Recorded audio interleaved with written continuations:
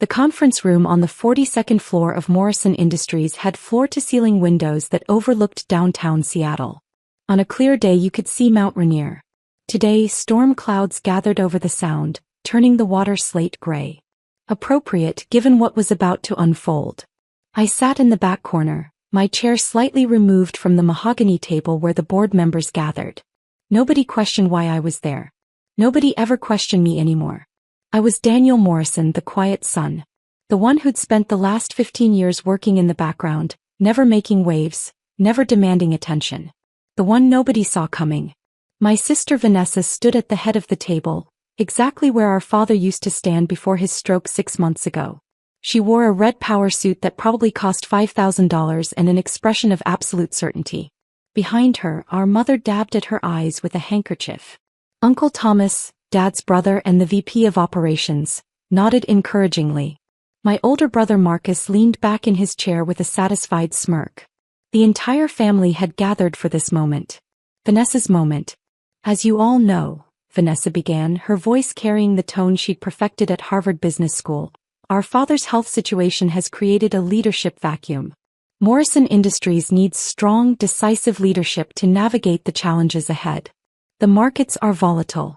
Our competitors are circling. We cannot afford to drift. She clicked a remote and a presentation appeared on the screen behind her. I've spent the last 6 months developing a comprehensive restructuring plan. We're going to streamline operations, divest underperforming divisions and refocus on our core competencies. Under my leadership, Morrison Industries will emerge leaner, stronger and more profitable than ever.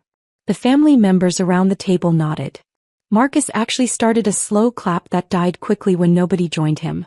I'm proposing that the board vote today to install me as CEO, effective immediately, Vanessa continued. I've already secured proxy votes from Mother, Marcus, Uncle Thomas and Aunt Caroline. That represents 42% of the family shares. Combined with the institutional investors who've committed to supporting new leadership, we have more than enough to approve this transition. Robert Chin, our CFO for the past 20 years, cleared his throat softly. Vanessa ignored him. Additionally, I'm recommending we implement my restructuring plan within the next 90 days. This will involve selling off the manufacturing division in Ohio. The one Dad built from the ground up, I said quietly from my corner. Everyone turned to look at me. I rarely spoke in meetings. I was the overlooked son, the one who'd chosen to work in product development instead of pursuing the executive track. The one content to tinker with designs while my siblings fought for position. The Ohio plant is hemorrhaging money, Vanessa said, not quite hiding her irritation at the interruption.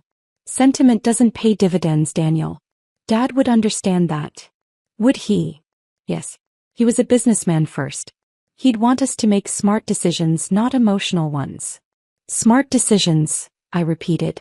Is that what you're calling this? Marcus leaned forward. What's your problem, Danny? You've never cared about the business side of things. You're happy in your lab playing with prototypes. Let the adults handle strategy. I smiled slightly.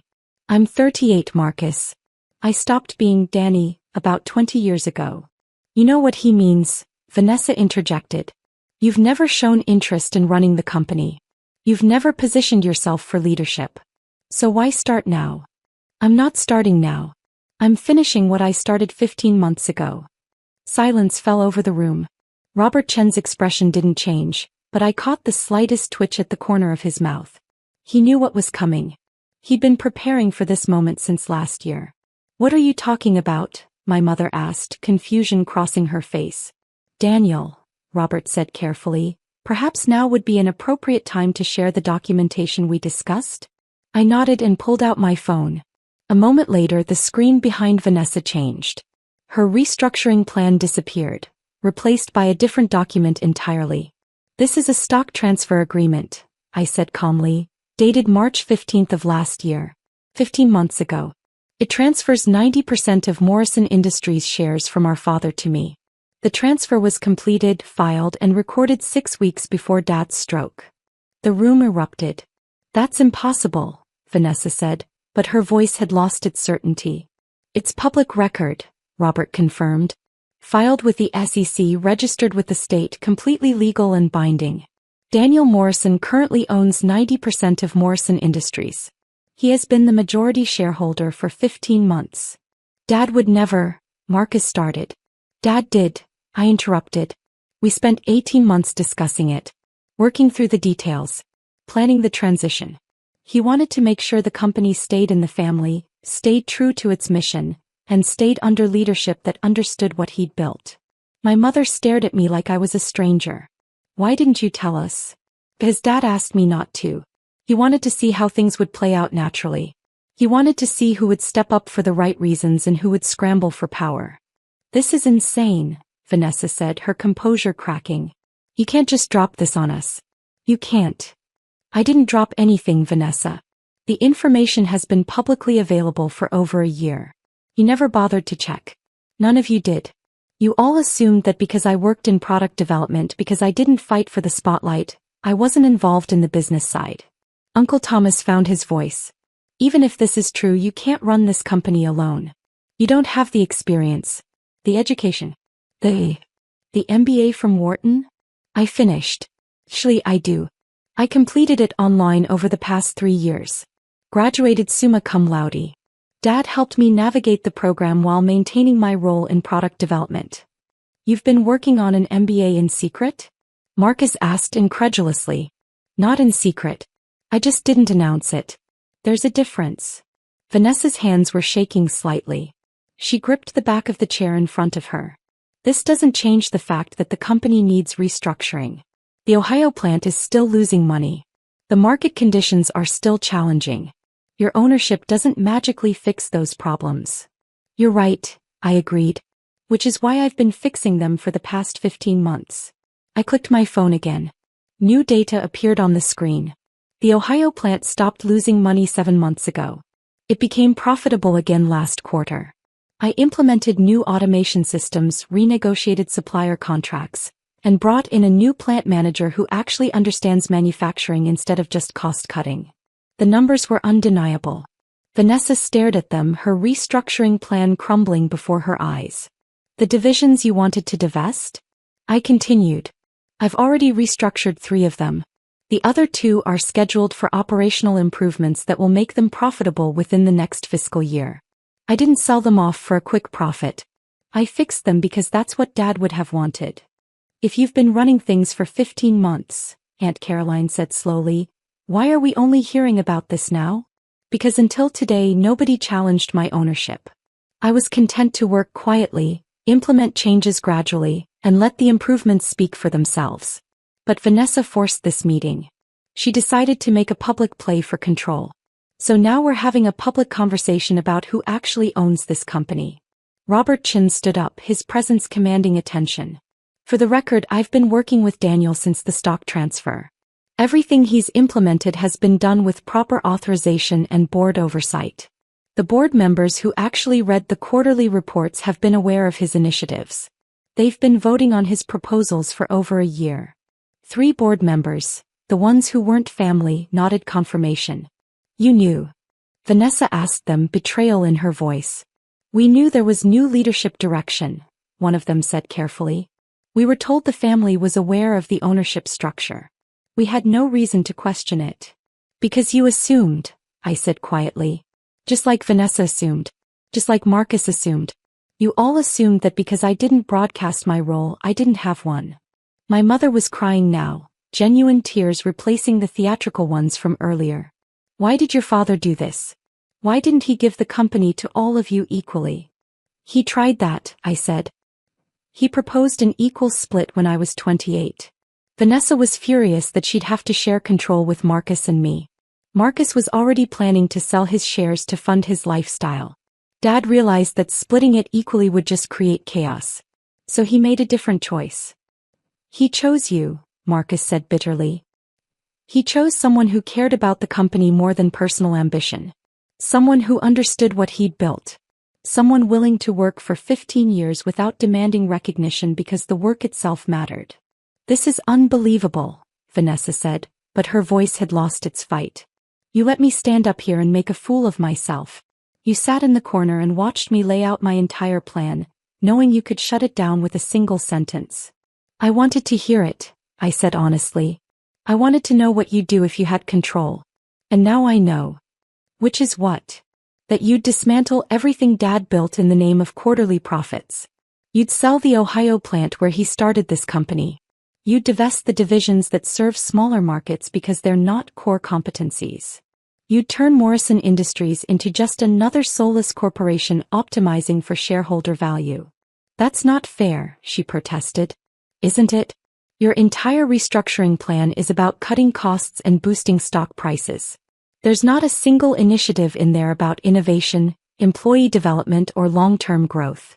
You're thinking like a consultant, not an owner. And you're thinking like a sentimentalist, she shot back. Business isn't about preserving the past. It's about adapting to the future. I agree completely. Which is why I've invested $40 million in R&D over the past year. Why I've expanded our patent portfolio by 30%. Why I've acquired 2 smaller companies that complement our technology base. I'm not preserving the past, Vanessa. I'm building the future. I'm just not doing it by destroying what Dad created. Robert Chin pulled up another presentation, this one showing the company's actual performance over the past 15 months. Revenue was up. Profit margins were improving. Employee retention had increased. Customer satisfaction scores were at an all-time high. This is impossible, Marcus muttered. You couldn't have done all this without us knowing. I did it while you were all busy not paying attention. You were focused on your own careers, your own ambitions. Vanessa was climbing the corporate ladder at her consulting firm. Marcus was managing his investment portfolio. Uncle Thomas was preparing for retirement. Nobody was actually looking at what was happening inside Morrison Industries. Except the board members who weren't family, one of the independent directors added. Daniel has been presenting detailed quarterly updates. His strategic vision has been approved by this board multiple times. The only people who weren't aware were those who didn't bother to read the materials. Vanessa sank into the chair at the head of the table. Her moment of triumph had collapsed into humiliation. I don't understand. Why did Dad keep this secret from us?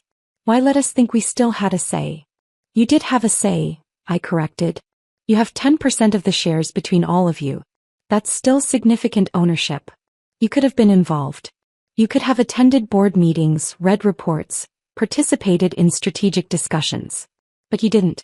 You assumed the company would just be handed to whoever made the most noise when Dad was gone. So this was a test, my mother said softly. He was testing us. He was giving you a chance to show what you valued. Vanessa valued control. Marcus valued money. Uncle Thomas valued comfort. And I valued the company itself. What happens now? Aunt Caroline asked. Are you going to fire us all? Fire you? From what positions? None of you actually work here except Uncle Thomas, and he's been planning to retire anyway. I'm not firing anyone. I'm just making it clear that I own this company, I run this company, and I make the decisions about its future. But you'll need our votes for major decisions, Marcus said, grasping for leverage. 10% can block certain actions. True, I acknowledged. Which is why I've been building consensus with you all along. Every major decision I've made has been structured to avoid requiring supermajority votes. But if you want to start fighting me on every initiative, I can restructure the company in ways that minimize your influence even further. It's your choice. The threat hung in the air, unspoken but clear. What about the board position you promised me? Vanessa asked quietly. The COO role? I never promised you anything. You promised yourself that role based on assumptions about the future. Dad said I had executive potential. You do. Just not here. Not in a company you wanted to gut for short-term gains. She stood abruptly, gathering her materials. I can't believe this. I've spent 6 months preparing for this moment. 6 months developing strategy, building coalitions, planning the future. And you're just dismissing it all. I'm not dismissing your abilities, Vanessa. You're brilliant. You're driven. You're exactly the kind of leader some companies need. Just not this one. This company needs someone who understands that we're not just manufacturing products. We're employing 3,000 people across 4 states. We're supporting communities. We're building things that matter. And I don't understand that. Your restructuring plan would have eliminated 800 jobs. You called it operational efficiency. I call it devastating families to boost margins by 2%. Sometimes hard decisions are necessary. And sometimes they're just cruel decisions disguised as business strategy. Dad knew the difference. That's why he chose me. Marcus stood as well. This is bullshit, Daniel. You manipulated Dad when he was vulnerable. You convinced him to cut us out. Dad was perfectly sharp when he made this decision. It was a year before his stroke. He had his lawyers review everything 3 times. He consulted with estate planners, tax advisors, and business strategists. This wasn't a whim. It was a carefully considered choice. A choice to betray his family. A choice to protect his company. And if you can't see the difference, that's exactly why you weren't chosen. My brother's face went red. You're not better than us. You're just sneakier. More manipulative. I'm more patient, I corrected. There's a difference. I spent 15 years learning every aspect of this business. Not just product development but operations, finance, strategy, human resources. I worked 60-hour weeks while you were vacationing in Europe. I earned this, Marcus. Dad didn't give it to me. I proved I deserved it. By hiding what you were doing. By doing the work without needing applause. By caring about results more than recognition. By being exactly what Dad needed when he needed it. Uncle Thomas stood slowly, his weathered face thoughtful. Your father talked to me about this, you know. About a year before the transfer. He asked me what I thought about the succession plan. Everyone turned to look at him. I told him he should split it equally. Keep the peace. Avoid conflict. And you know what he said to me? He said, Thomas, I didn't build this company to keep the peace. I built it to last. And only one of my children understands what that means. He meant Daniel, my mother whispered. He meant the one willing to sacrifice personal glory for company success. The one who'd work in obscurity if it meant the business thrived. He knew Vanessa would want to reshape the company in her image. He knew Marcus would sell his shares the moment things got difficult. And he knew Daniel would protect what he'd built, even if nobody appreciated it. Did you know? Vanessa asked Uncle Thomas. About the transfer? Not officially. But I suspected. The way your father talked about Daniel. The questions he asked about operational details only Daniel would know. I suspected, and I didn't say anything because I trusted your father's judgment. Everyone trusted his judgment except when it came to choosing me, I said quietly. The room fell silent again. Robert Chin checked his watch. We still have a board meeting to conduct. The agenda included voting on Vanessa's proposal for CEO appointment and restructuring plan. I assume we're tabling those items. Permanently, I confirmed. But I do have several proposals to present. Proposals I've been developing for the past 6 months. I stood and walked to the head of the table where Vanessa still lingered. She looked at me and for a moment, I saw past the ambition and anger to the sister I'd grown up with. The one who'd taught me chess when I was 7. The one who'd defended me from bullies in middle school. You could have told me, she said softly. Before today. You could have warned me. Would you have listened? Or would you have tried to fight it? She didn't answer because we both knew the truth. There's a place for you here, Vanessa. Not as CEO. Not running restructuring initiatives that dismantle Dad's legacy. But as a strategic advisor. As someone who challenges my thinking and pushes for efficiency. I need people who think differently than I do. As long as they don't have actual power.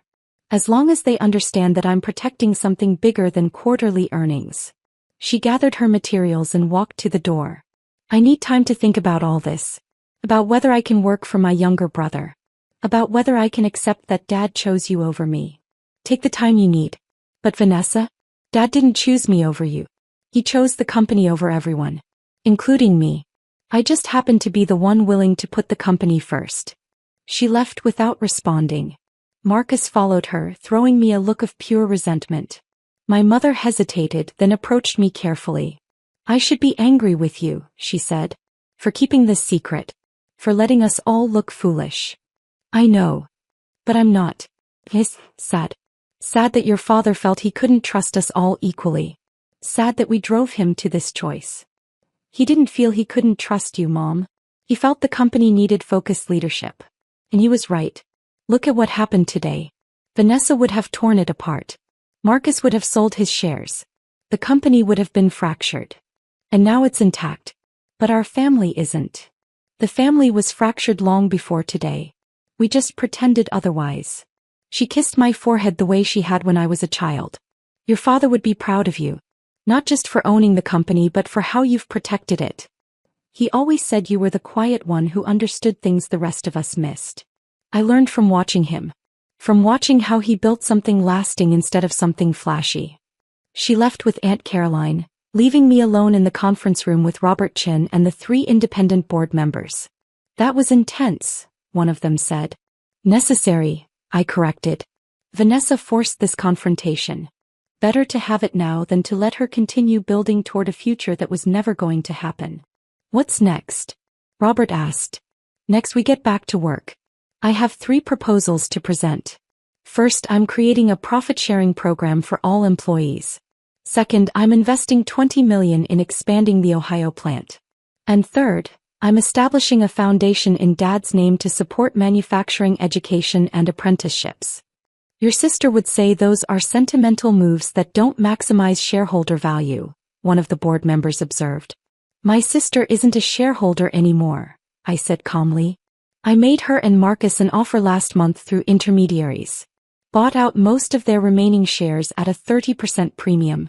They each retained 2% for family reasons but they're minority holders now. They just didn't realize the timing of when I'd make it public. Robert Chin actually laughed. You bought them out before this meeting? I wanted them to have an exit if they wanted one. And I wanted to ensure they couldn't block initiatives that matter to me. Everyone got what they needed. They got liquidity at a premium price. I got control. The company got stability. Your father taught you well. He taught me that family businesses fail when family interests override business interests. So I protected the business by buying out the family members who cared more about money than mission. What about the ones who didn't sell? Uncle Thomas kept his shares because he believes in what we're building. Mom kept hers because she loves Dad's legacy. Aunt Caroline sold half and kept half because she's practical. Everyone made their choice freely. I looked out the window at the storm clouds gathering over Seattle. Somewhere in this city, my father was in a rehabilitation facility recovering from his stroke. He couldn't speak yet, couldn't walk, couldn't communicate much beyond squeezing hands and moving his eyes. But when I'd visited him yesterday and told him that Vanessa was making her move, that the moment we'd planned for was coming, he'd squeezed my hand 3 times. Our signal. The one that meant, I trust you. Let's continue the meeting, I said, turning back to the board. We have a company to run. Epilogue. 6 months after that board meeting, Morrison Industries announced its most profitable quarter in company history. The Ohio plant was running at 112% capacity. The divisions Vanessa wanted to sell had all become profitable. Our employee satisfaction scores were the highest in the industry. Vanessa accepted a CEO position at a consulting firm in New York. She sent me a congratulations email when our quarterly numbers came out. We still don't talk much, but the animosity has faded into something more like respectful distance. Marcus invested his buyout money in cryptocurrency and lost 40% of it in a market crash. He calls occasionally, asking about board positions or consulting opportunities. I keep telling him no. Some people need to learn the hard way that quick money isn't the same as built wealth. My mother visits Dad at the rehab facility every day. I join her 3 times a week. Last month, Dad spoke his first word since the stroke. Company. His second word was good. His third was Daniel. The therapist said it was remarkable progress. I said it was just Dad being Dad. Even when he could barely speak, he was checking on the business and letting me know I'd done right. The board position I created for Vanessa remains open. I'm not holding my breath for her to take it, but the offer stands. Because despite everything, she's my sister. And despite everything, she's brilliant at what she does. She just needed to learn what I learned 15 years ago. That the best kind of power isn't the kind you seize. It's the kind you earn so thoroughly that nobody can take it away. Morrison Industries is mine now. Not because I schemed for it. Not because I manipulated anyone. But because I spent 15 years becoming the person Dad needed me to be. The person the company needed. The quiet one who understood. And that understanding turned out to be worth 90% of everything.